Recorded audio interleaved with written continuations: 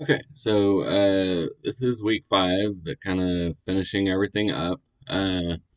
So I wanted to at least get a little bit into some of the statistical analysis that we can do and support that with graphs and tables, um, with just some basic data. So I want to be able to look at both categorical data and continuous data, and analysis of data that has both categorical and continuous variables.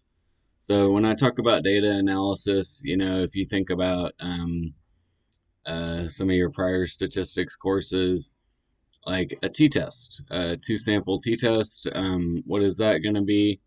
Well, you're looking at two different groups and you're basically comparing the means and seeing if the means are significantly different. So that would be a very simple example. Another one might be if you have two continuous variables and you wanted to look at the relationship between those two variables. How strong is that relationship? As one variable goes up, does the other one go up? Does the other one go down? Or does it not seem to have an effect? Um, so beyond that, I mean, obviously, we've learned a lot at this point. Hopefully, basic navigation, our data structures, how to kind of clean up data, how to summarize data.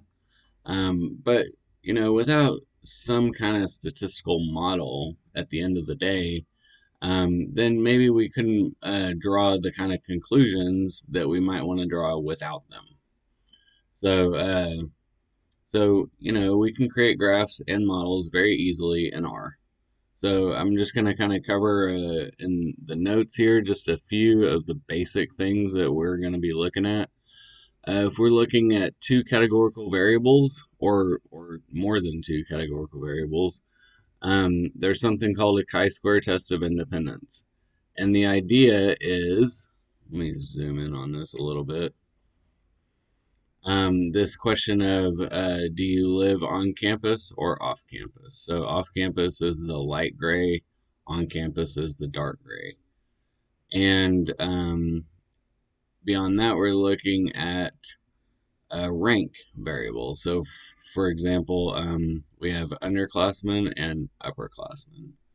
So you would think, if you were just to think about the question initially, you would think that underclassmen would be much more likely to live on campus than upperclassmen. Well, here is an example data set, it's not real, that shows the count for underclassmen and upperclassmen, and it's grouped by whether or not they live on campus. So we can see that there's about 150 underclassmen that live on campus compared to, it looks like, about 80 that live off campus. When you look at upperclassmen, we can see that the number of upperclassmen living on campus is very small, maybe 8 or 10. And the number of upperclassmen living off campus is about 150. So we might say something like, well, this graph suggests that underclassmen are much more likely to live on campus than upperclassmen. And so that's kind of just a basic example of some categorical data analysis. Um, a chi-square test would clearly state this, and it would support it with a p-value. Okay. For continuous data analysis, the way to get a feel for those, uh, so individual variables, you'd want to maybe use a histogram or a box plot to get an idea what that variable looks like. But then if we want to see if the change in the value of one variable is associated with a change in the value of other variables, then we could maybe create scatter plots or correlation plots to look at that. So here's an example from the MPG data set where you're looking at, okay, is there a relationship between city miles per gallon and highway miles per gallon. In other words, a vehicle with a high city miles per gallon, say 25 or 30, is it also going to have a fairly high highway miles per gallon? And it looks like it does. So when city miles per gallon is in this upper area, highway miles per gallon is also in the upper area. So these two seem to have a positive association between each other, which makes sense. So we can use this function in R, just LM, and then there's some arguments inside those parentheses. So for mixed data analysis, maybe we're looking at a continuous response and a mix of categorical and continuous predictor variables. So again, we're going to use this LM function. It's already built into R.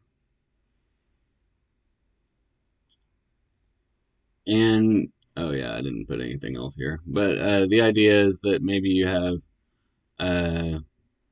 treatment and control groups with a continuous response. So this would be an example of continuous variable outcome and a categorical variable input or independent variable. So if we're just looking at treatment versus control with a continuous response, well, that's that example of the two-sample t-test. Okay, so that was it pretty much for the notes, but let's get into R a little bit and look at some of these models from your sample scripts. So let me clear out some of this stuff here. Been playing around with some of your homework. I do use this G models for some of the stuff in these scripts. So if you don't already have it installed, go ahead and install it. Mine's already installed, so I can comment it out. We're also looking at tidyverse, and we're using the datasets package as well. So the MPG dataset, what is it? Just go ahead and run these right quick. And we can see it's fuel economy data from the late 90s and early 2000s. Okay. So this, I did have an example from this in your notes. So let's say that we want to look at a bar chart that shows the counts of vehicle by class. So we can use ggplot2 with a ggplot function here on the MPG dataset and a aesthetic x equals class plus gm bar. So, excuse me, gm bar. So when we run that, we can see that it shows the counts for each class of vehicle. So the most common class of vehicle is SUV. The least common class of vehicle is a two-seater vehicle. We can also make a horizontal bar chart. The only difference between these two is that we're using this additional option plus coord flip. So when we do that, now we have the bars running from left to right instead of from bottom to top. We can stack them. So if we run this little bit of code right here, now we are stacking them by the drivetrain. So is it a four-wheel drive, a front-wheel drive, or a rear-wheel drive? All of our two-seater cars are rear-wheel drive. These are obviously going to be sports cars. You notice in the code the only real difference here is that we're using an additional bit of code after geom bar where we're saying the position equals stack. And we're using this, and we're using fill equals DRV. So those two right there changes your graph to look like this. If we want a group bar chart instead of a stacked one, this is how we would create it. Notice that it's position equals dodge instead of position equals stack. Let's say that we want to look at the frequency of cars by manufacturer. So if we do all of this code right here, notice that I'm creating variables called relative frequency and relative cumulative frequency, which is just relative frequency is frequency over total frequency, and relative cumulative frequency is just the cumulative frequency from the relative frequency. Oops. Yeah, forgot about pander. So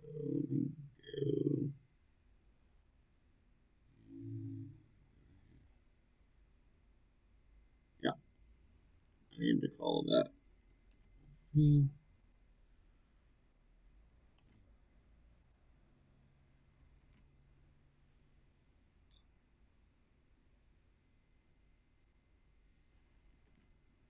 Now when I run it, you have a fairly nice looking little table here that shows for each manufacturer the frequency, the relative frequency, and the relative cumulative frequency.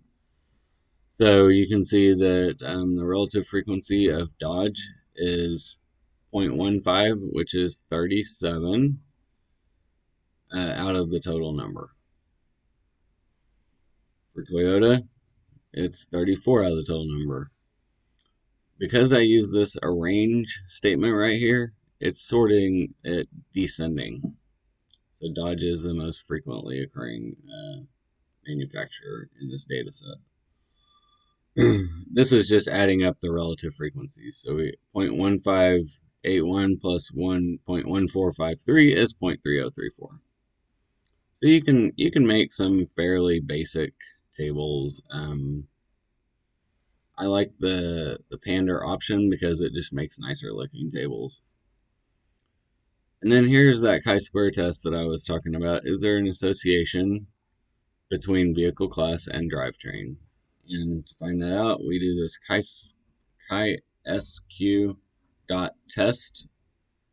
function.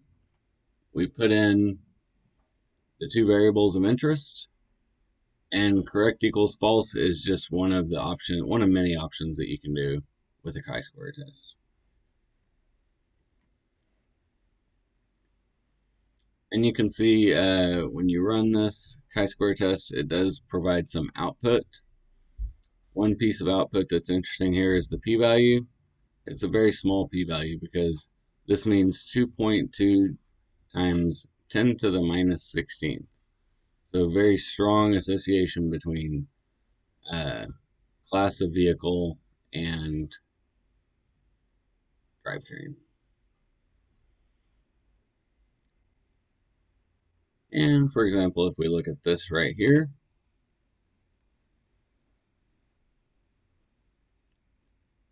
it shows a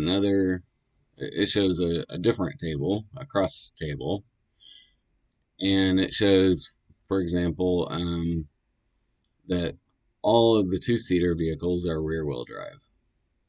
Compact vehicles are mostly front-wheel drive. Mid-sized vehicles, mostly front-wheel drive. Pickups, in this case, they were all four-wheel drive. So you get an idea, like there definitely does, SUVs, a lot of them are four-wheel drive, a few of them are rear-wheel drive. But what you can see here fairly clearly is that the class of vehicle and the drivetrain are clearly associated with each other. If you know one, then you have a better idea of what the other might be. Here's a pie chart that you can create. If you have the counts for, say, these theoretical exam grades where 9 people got an A, 13 got a B, 7 got a C, 4 got a D, and 3 got an F. then you can just create a little bitty data frame, and you can do a plot on that using these arguments here. And look at that, you have a pie chart. Okay, so that's some basic stuff that you can do with categorical data. But what about quantitative data? So when we're talking about quantitative data, this little bit of code too. Now we're still in the MPG dataset, but we want to be able to look at quantitative or continuous type of data that doesn't just have a certain number of levels. So this summarize function is nice because it can, for example, get you the mean and standard deviation of city highway miles or city miles per gallon. So the mean of all of the different vehicles in this data set in terms of city miles per gallon is 16.9. And you can also use piping and pander to perform this and just create a slightly easier to read table. Let's create a histogram showing the distribution of city miles per gallon and a dark vertical line showing the mean. So we run this little block of code right here, and we can see here's what city miles per gallon looks like, and the mean is right here. That's what this geom_v line does right here, is it gives you the mean of city miles per gallon. So you can see it's definitely not symmetrical. You see some way out here, and fairly frequent. Most of the values, it looks like they could be as low as about 10 and as high as about 23. The deciles, so that means like the 10th percentile, the 20th percentile, and so forth and so on. You can use this quantile function and create deciles. And you can see that the 10th percentile is 11. So that means that 10% of vehicles have 11 or fewer miles per gallon. And all of them have 35 or fewer miles per gallon. This is the 100th percentile. But the 90th percentile is 21. So that means that only about 10% of the vehicles have more than 21 miles per gallon fuel economy in the city. Now, when we're talking about quantitative or continuous type variables, we want to a lot of times look at scatter plots of the association between two of them. So right here, we can create a scatter plot. We even superimpose a line that estimates that relationship between city and highway. You saw this in the notes. We can create a correlation matrix. What that does is it shows the correlations between all of our different variables that are quantitative. So that's displacement, year, city, and highway.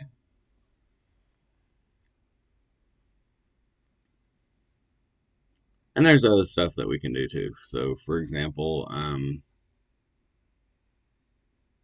if we only choose numeric variable, then it is also going to include cylinders. Okay.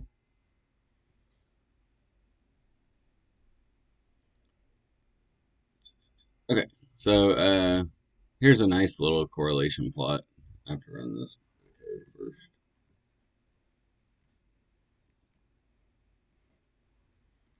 And what it does is it shows the correlations in a graph. So for example, the relationship between displacement and cylinders, there's a very strong positive correlation between those two variables. So what that means is that as one goes up, so does the other. And let's see, in contrast, we see that there's a very strong negative correlation between um, number of cylinders, and highway or city miles per gallon, which makes sense. Bigger engines tend to get lower fuel economy, and we can see that right here. So this LM that I referenced earlier, we can use that to create whatever, we can call this whatever we want. I just called it model. And it gets a linear model. This is going to be our Y variable, our dependent variable. So then tilde, our X variable. So Y tilde X. In this case, we want to see if displacement has an impact on city miles per gallon. And when we run that, nothing really happens until we actually specify we want to see what model is. And all it's going to give are the intercept and the slope. But if we do summary, now we can get a p-value, and we can see that there's a very large p-value. Let's see, the estimate is negative, so that means that city miles per gallon is negatively associated with displacement. The bigger the engine, the lower the city miles per gallon you would expect to be. And if you look right here,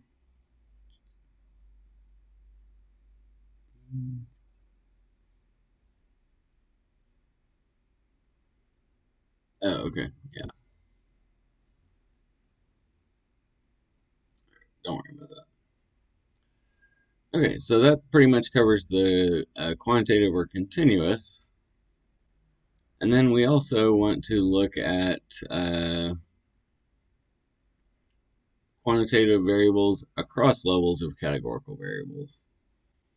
So if we run this little block of code right here, it's going to give us, for four-wheel, front-wheel, and rear-wheel drive, some information about city miles per gallon. So we can see that four-wheel drives average about 14 miles per gallon in the city, front-wheel drives about 20, and rear-wheel drives also about 14. So the front-wheel drive vehicles seem to have better miles per gallon.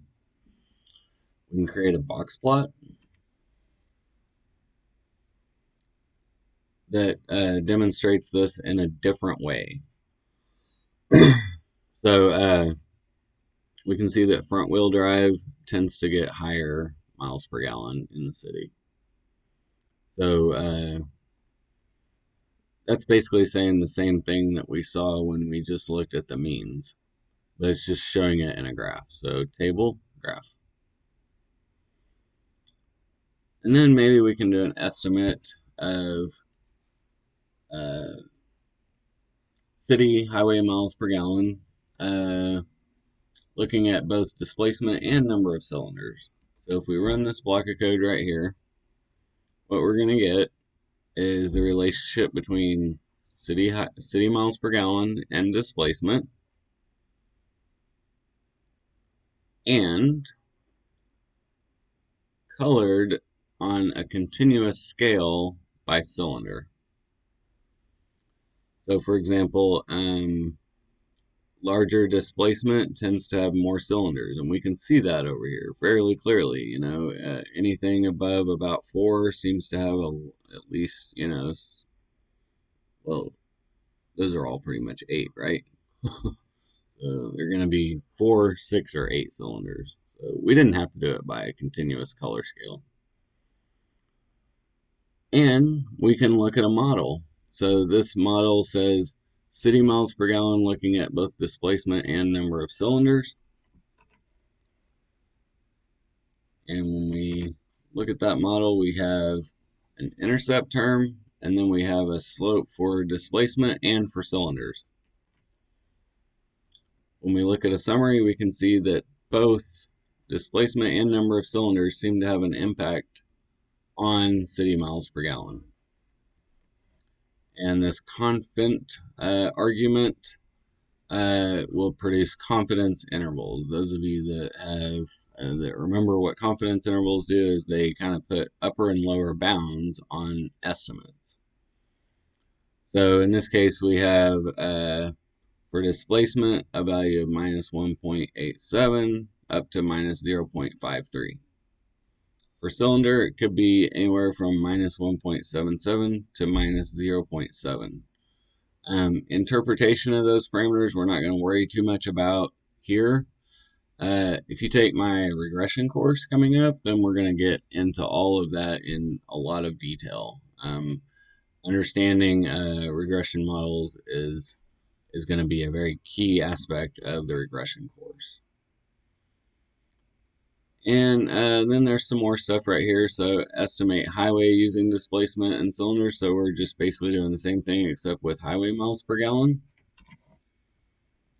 And you can see it looks very, very similar. And you're going to also get very similar results when you do a statistical model for it.